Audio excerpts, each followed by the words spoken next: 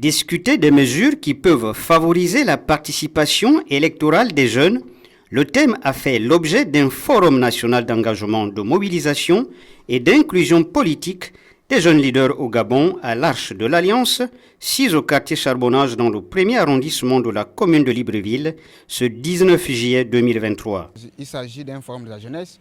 Et lorsqu'on parle de la jeunesse, on voit la première institution, c'est le Conseil national de la jeunesse.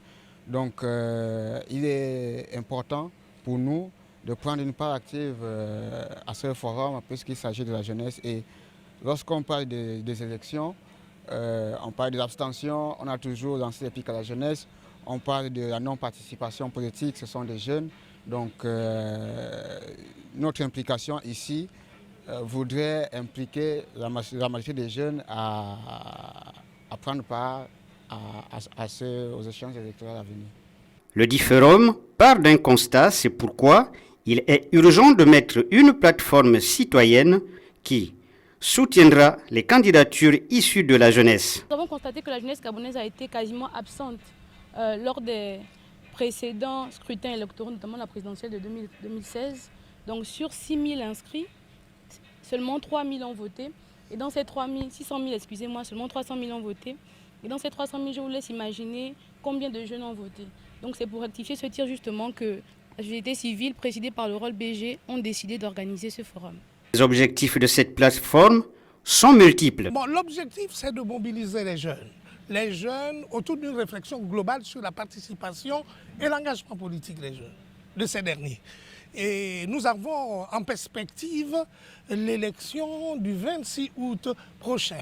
Il s'agit pour nous d'inciter les jeunes qui sont candidats à vraiment à maîtriser les rouages, les rudiments pour mener une campagne électorale efficace, mais aussi à mobiliser les mouvements et associations de jeunesse pour qu'ils soient les moteurs de la mobilisation générale des jeunes autour du scrutin.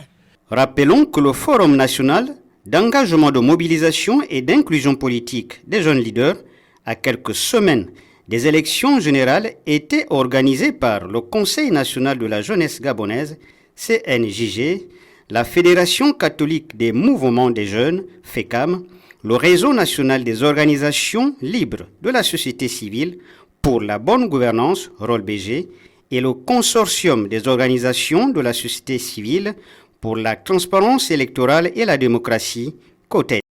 Après la signature d'un nouveau contrat de confiance avec Ali Bongo Ondimba, le président de Synergie républicain Hercule Zunzula a tenu un point de presse pour interpeller les candidats à l'élection présidentielle 2023 et les institutions, afin de prôner l'unité nationale. Les leaders de l'opposition gabonaise, censés incarner l'unité et le vivre ensemble tant voulu par les Gabonais et envié par plusieurs nations dans le monde. Pour rappel, la violence engendre la violence.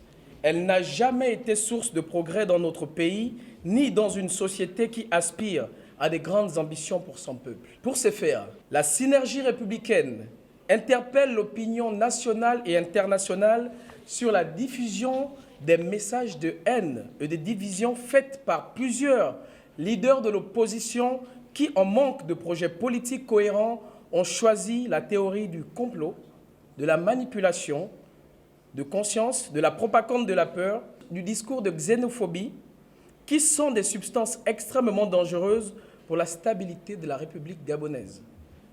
Mes chers compatriotes, le Gabon mérite mieux que ce spectacle désolant que nous offre une certaine catégorie de la classe politique de notre pays qui, à l'approche de chaque élection, met en place des stratégies scandaleuses et dangereuses dans le but de diviser les Gabonais entre eux. Peuple gabonais, soyons vigilants. Après son allocution, le président de Synergie a échangé avec la presse nationale et internationale. Monsieur Cyriaque Bourandjami, qui est le directeur cabinet politique du président de la République, a été clair. Retrouvons-nous sur le terrain politique. Retrouvons-nous sur le terrain politique. Cependant, j'estime que le respect des aînés, le respect des hauts dignitaires de la République est important. Lorsque un Gabonais a servi l'État au plus haut niveau, qu'il soit en fonction ou pas, on doit à ce dernier le maximum de respect. Nous souhaitons que l'élection se passe dans les meilleures conditions. que les acteurs politiques s'affrontent sur le terrain politique et non comme nous le voyons par des articles de presse, par des avatars sur les réseaux sociaux. Et je le dis, monsieur, les nations qui sont autour de nous ont connu des moments extrêmement difficiles. Et ceux qui souhaitent voir le Gabon en feu, je ne pense pas qu'ils pourront assumer leur dessein inavoué. Mais nous sommes confiants, nous savons que le peuple gabonais est mature et prendra sa responsabilité face à l'avenir. Le souhait de Hercule Nzouela est de voir les élections se dérouler dans un climat apaisé. La connaissance et le bon fonctionnement des véhicules de l'énergie créatrice, clé spirituelle indispensable pour la bonne gouvernance du Gabon. Thème de la conférence, débat ce mercredi à Libreville sur la spiritualité du Gabon. Le conférencier, Maître Basile Mvenkuna, donne son analyse sur la question évoquée sur la conscience créatrice, couramment appelée Dieu. Soudés, unis comme le tronc d'un arbre. Les racines. L'arbre doit sa stabilité au sol. Les racines parfaitement ancrées dans le sol. Si un arbre, n'est-ce pas, a des racines hors du sol, il meurt. Mais quand on veut que la terre de nos ancêtres, dans laquelle nous avons enseveli ces derniers, dont les énergies des corps physiques ont été recyclées pour donner la terre dans laquelle nous semons, on nous dit que ces traditions aujourd'hui n'ont pas de valeur. Il faut les abandonner. Il faut tout faire ça. Parce que les traditions, c'est Satan. Et on dit ça à 95% de Gabonais qui rentrent dans les églises. Je n'ai rien contre elles, mais je suis en train de faire un constat. Mais voilà un arbre qui doit se déraciner. Et pour vivre comment? La terre donne à l'arbre l'eau, les nutriments. Le soleil en haut donne les rayons solaires, le souffle de vie, sous la forme de dioxyde de carbone. Et ces arbres-là nous renvoient l'oxygène que nous on respire, nous autres, les animaux et les humains. Mais est-ce qu'on ne comprend pas que le peuple gabonais ne doit pas prendre de l'extérieur ce qui ne grandit pas le peuple? L'arbre doit grandir, doit devenir solide. Mais il faut que les énergies que reçoit l'arbre par le bas et par le haut grandissent l'arbre. Ça veut donc dire que nous ne devons pas prendre de l'extérieur n'importe quoi, y compris ce qui empêche le peuple d'évoluer. Énergie, force spirituelle, tradition indispensable.